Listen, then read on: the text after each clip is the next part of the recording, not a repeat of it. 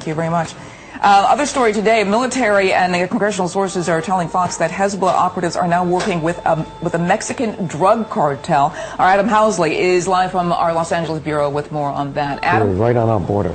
Yeah, Hezbollah's, they've been in Latin America for some time. In fact, it's been well documented that Hezbollah has been working in the tri-border region in South America, which is down near Brazil and Argentina. It's been documented by us that they've been in Venezuela for a number of years. The connections, of course, are very obvious with Venezuela and Iran, which is the main supporter of Hezbollah. But the worry has been for some time amongst U.S. officials that Hezbollah would spread from the influence in South America up through Central America and right on our border. Now, we know of a couple of things. First of all, a Hezbollah operative was arrested back in 2003 in Detroit and came through Mexico. We do know the Mexican authorities have told us that last fall they busted a Hezbollah recruitment cell outside of Tijuana. Both disturbing facts, but when you talk to people within the government of the U.S., they'll tell you it's not surprising at all that Hezbollah is working with the drug cartels. They're basically rubbing shoulders. We had a chance to talk with Mike Braun, a former head of the DEA, Chief of Operations, and he says this threat is very, very serious, and he's very concerned about it. Take a listen. Has not recognized that connection between those Mexican cartels and their operatives in the United States, and what that has to potentially offer Hezbollah, then they're simply missing the boat. Yeah, and DHS, Department of Homeland Security, has told us that between 2007 and the middle of last year, about 180,000 people were captured that are called other than Mexicans, people that were not from Latin America, basically, trying to cross in. Those are the ones that were caught.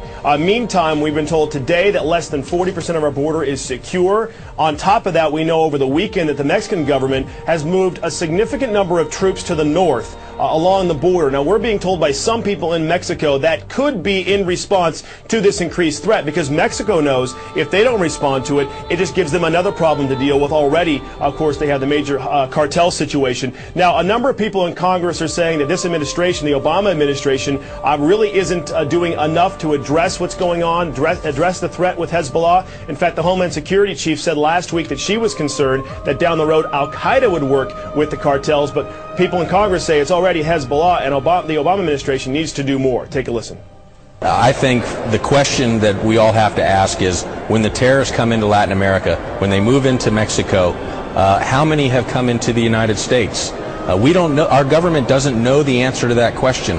That should make all of us very fearful. Now, it's all about following the money. It's very simple. Hezbollah, of course, has been supported by Iran for years, but everyone is telling us that they now get a significant amount of more money, tens of millions, if not hundreds of millions of dollars from the global cocaine trade that they are moving from Latin America through Africa into Europe, as well as up through Mexico, and that money is feeding Hezbollah's operatives around the globe, especially in the Middle East. Lauren? Adam, one of the things we're talking about, because of Hezbollah, they're trying to infiltrate the U.S. I mean, is that a major concern for the U.S. government, for the Obama administration, or is it primarily, the drug cartel issue? Well, I think that they will tell you that's a major concern. I mean, I don't think that anybody can argue that last administration or this administration wasn't concerned about the border. The question is how they're going about it. Some of the people we talk to, again, within the federal government, both military and Department of Homeland Security, will tell you their concerns, and the signs are all there. Not only do you have the operative that was busted, not only do you, in 03, not only do you have the cell that was busted by the Mexicans, at least they claim last fall, but now you have these very intricate tunnels being dug. They say that's coming from help from outside, because the tunnels that go into, for example, the Gaza Strip are very intricate. They're seeing the same types of tunnels now show up in Mexico. They're seeing more sophisticated car bombs showing up as the cartels have their own war, for example, south of the border with each other. So what they're saying is, not only do you have these signs of the actual recruitment cells and the guy that was busted back in 2003 here on our soil, but you're now seeing other things that are really showing in their mind that Hezbollah is here and they're rubbing shoulders with the cartels. You realize that the federal government has essentially been arming these cartels. What goes through your mind? We feel it's a betrayal. 42,000 people have been killed, and these weapons that our own government facilitated to these violent criminals in Mexico, 200 plus people we know have been killed by them. So there's responsibility for that. 200 plus. And we also now have our hero in the Border Patrol, as you know, Agent Brian Terry, killed on American soil. 3 guns have been found at the murder scene. All 3 of them were connected to this program. And so for us, I'm fearful, not just my deputies, other officers, citizens in America, that we're going to be facing the barrels of guns that have been put in the hands of the most violent criminals in North America. And who's going to be held accountable? I want to read something that you said, or quoted as saying, if somebody gives a gun to somebody knowing they're going to commit murder, guess what we call them? We call them accomplices. Do you think the ATF have been accomplices to murder? Absolutely. So you're saying what they were doing was criminal? Absolutely. Not just these individual agents, but people up the chain of command who have made the decision. The U.S. Attorney for Arizona just resigned. And this is a big deal. Now it's one step away from Eric Holder. This is his Department of Justice, and there are people who have lost their lives. We have broken countless treaties with our neighbor Mexico, and we have a hand and responsibility in this violence that has come to the United States. But more importantly, Mexico is our partner. They're not our enemy, and we facilitated guns into the cartels that have worked to topple the Mexican government. From a law enforcement standpoint, I mean, did this operation make any sense at all? It doesn't. Where it came from is this concept when we allow drugs or cash or sometimes a criminal walk. We may watch a crime in progress, and where we can take lawful action, we allow that criminal to go in an effort to watch its spiderweb and to see how many people we can catch. They use the same concept with weapons, and this is pure insanity. It's never been done before to give weapons like this, and their idea was to track the weapons. There was no tracking mechanism. Radical Muslims are training to wage jihad right here in our own backyards. Operating within the United States in plain sight is an abomination, and is definitely a failure of the United States government to act in its own interest. And they're here in America, and they're hard at work at bringing about the triumph of Islamofascism. They got an armed guard at the gate. Just go up there, park on the road, and walk down that gate and see how you're treated. Leave him with the car so he has somebody to call for help. Leave. Period.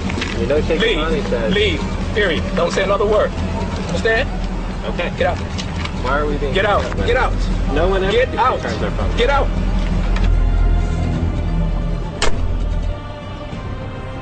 Democrat Leland Yee of San Francisco now facing multiple counts of fraud and conspiracy, money laundering, and influence peddling. He's accused, among other things, of putting an undercover FBI agent in touch with an arms dealer who could get rocket launchers from a Muslim rebel group. Yes, we can. Obama waives anti-terrorism provisions to arm Syrian rebels. The Obama administration waived provisions of a federal law which bans the supply of weapons and money to terrorists. The move is opening doors to supplying Syrian opposition with protection from chemical weapons. And this, of course, is being done under the Arms Export Control Act. So Obama is exploiting a tenuous loophole within this law which forbids supplying weapons to terrorists in order to supply weapons to terrorists. But don't worry, because those weapons are only going to the moderate rebels, you know, like FSA Commander Abu Sakar, who likes to cut out people's hearts and eat them on camera. He's the moderate. Geraldo Rivera reported on that very thing. About what we talked about days after Benghazi, he said he's now hearing from his sources, arming the Syrian rebels. I believe, and my sources tell me they were there to round up those shoulder-fired surface-to-air missiles. They were going to hand those missiles over to the Turks. And the Turks were going to give them to the rebels in Syria. Right. It was like a Iran-Contra. Yep. I think that it merits gigantic investigation. It will all become clear.